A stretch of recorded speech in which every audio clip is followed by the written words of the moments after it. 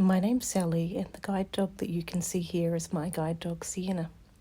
This video is going to be a little different, as it is Sienna's eye view rather than my view from above. We're in Wellington at the moment, and it is about 8 o'clock in the morning, and we are heading out to find some breakfast before we go to facilitate for the day at a Digital Health Leadership Summit. It's our second day in Wellington, and we have found a pretty good coffee shop that we are going to head to now, and then from there we're going to go on to the conference. One of the things that strikes me when I watch this video back is just the movements that Sienna does that I don't notice so much when we're walking along because I don't see the things as we pass them sometimes. She actually makes quite a few moves and moves me out of the way of things that I don't even notice. So, for example, you'll see some people coming up in a moment, and she's seen them and is actually pulling me across to the left quite a long way in advance. The thing that I usually don't feel is her head movements. I feel her body move. So when the harness moves, like for example, as she looks up to see if that car is reversing, I'll feel that. But if she just moves her head, I may not feel it.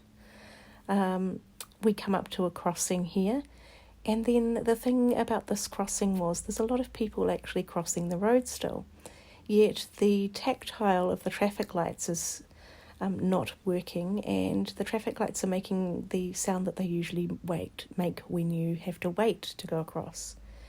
And this went on for some time, and then I realised that the lights were still green and that it was safe to cross. So the traffic lights had a very long phase, and that kind of has thrown me off quite a lot in Wellington because there's a lot of one-way streets, and the tactile and audible signals that go with the crossings often don't last as long as the cross signal itself, which can be quite confusing and means that you have to judge based on people as well as the signals. So we go up some stairs here and into the building. The cafe's just inside the building on the left. And we'll have a closer look at that revolving door on the way out. So we order our breakfast to take away and then wait in a queue for our marcher. So Sienna comes up to a revolving door. She's not fazed by them. And we'll wait until I tell her to go into the revolving part. I'm not quite sure why she stops just here, but she stops for a moment until I tell her to keep on going. And then will take me to the edge of the stairs and wait for me to tell her that I'm ready to go down these. Now the next part of this walk is actually across and onto the boardwalk in front of the harbour, and then along to where our conference is being held. And one of the things that struck me in crossing this road is just the volume of different textures there are on the ground and the different things that we need to walk over.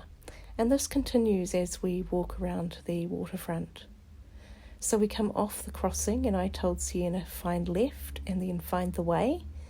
She knows where we're going because it's our second day doing this walk, but we also did the same walk a year ago when we stayed in the same hotel and attended a conference at the same place.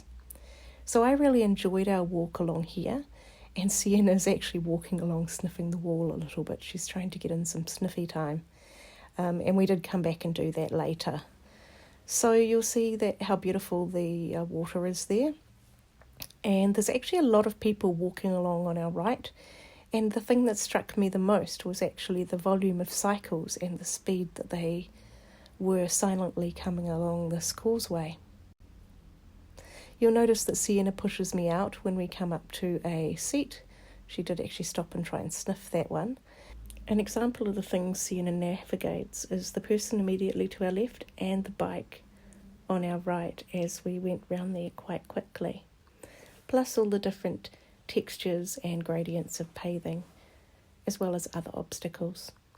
Thanks for walking to our conference with us, and I hope you have a fantastic week ahead.